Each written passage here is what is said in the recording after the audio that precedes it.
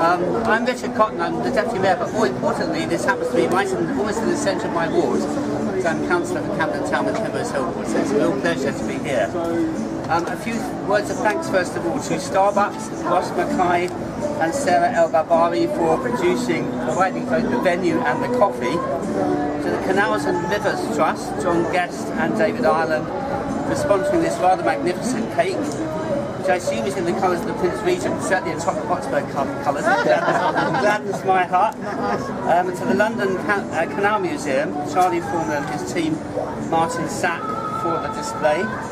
For the Friends of the Regent's Canal, Ian Shacklock for publicity, and thanks to all of you for attending and supporting this event.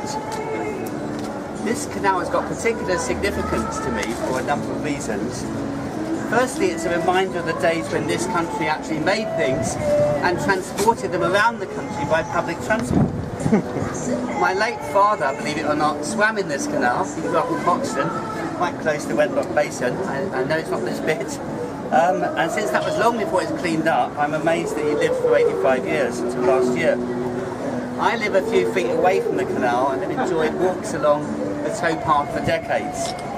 And of course the canal connects the two ends of my ward, Camden Town with Primrose Hill, and when I volunteer at Primrose Hill Library each week, this is the route I take to the library along the canal towpath. So whilst the canal is obviously important to me, but it's very much more important of course for Camden and London as a whole. The whole history of this area is a history shaped by canals and railways.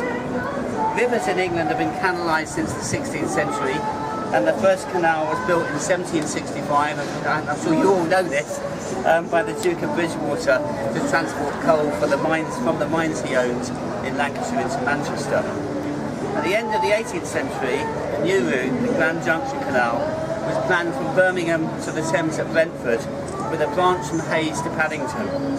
Not only did it cut 60 miles off the length of the journey to London, but it was also built with double-sized locks and therefore twice as much cargo could be carried at one time.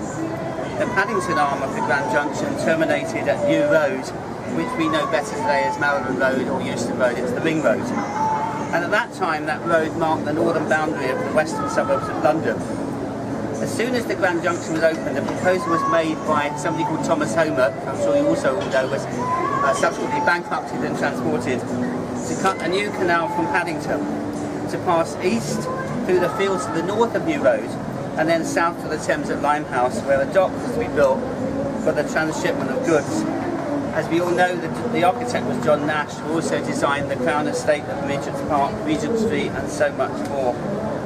Progress was somewhat slow and held up by protracted negotiations with one William Agar, sort of blackman of his day, I think, who owned much of the land in Camden. It's another significant name for me because I live on an estate built on the site of a rather substantial house that he lived in. Work began in October 1812.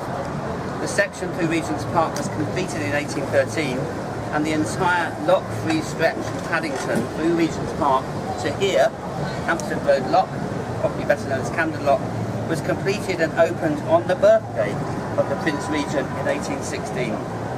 It was a fantastic feat of engineering which provided a link between Camden Town and the industrial Midlands for the first time, as a result of which Camden Town itself became an industrial hub, a position which was cemented with the coming of the railways a few decades later. The whole canal was finally finished in 1820 in a ceremony which I read that John Nash and the company directors travelled from Battlebridge, now probably better known as King's Cross Marina, to the new Regent's Park dock at Limehouse by ceremonial barge to the sound of brass bands and passing waving crowds. I think we can therefore look forward to further celebrations in 4 years' time when we celebrate the entire Regent's Canal building, the building of the entire Regent's Canal. And in the meantime, I hope this event will encourage people to visit the Regent's Canal Information Centre at this historic site, and also the London Canal Museum close to King's Cross at Battlebridge. So I think it now remains to cut the cake and celebrate this great occasion.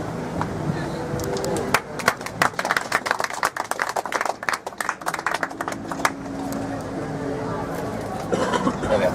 There we are. Okay. I don't like to spoil it. It looks too good to eat, isn't it? Probably easier for me to sort of carve it up in slices and for people to come forward and help themselves to a slice.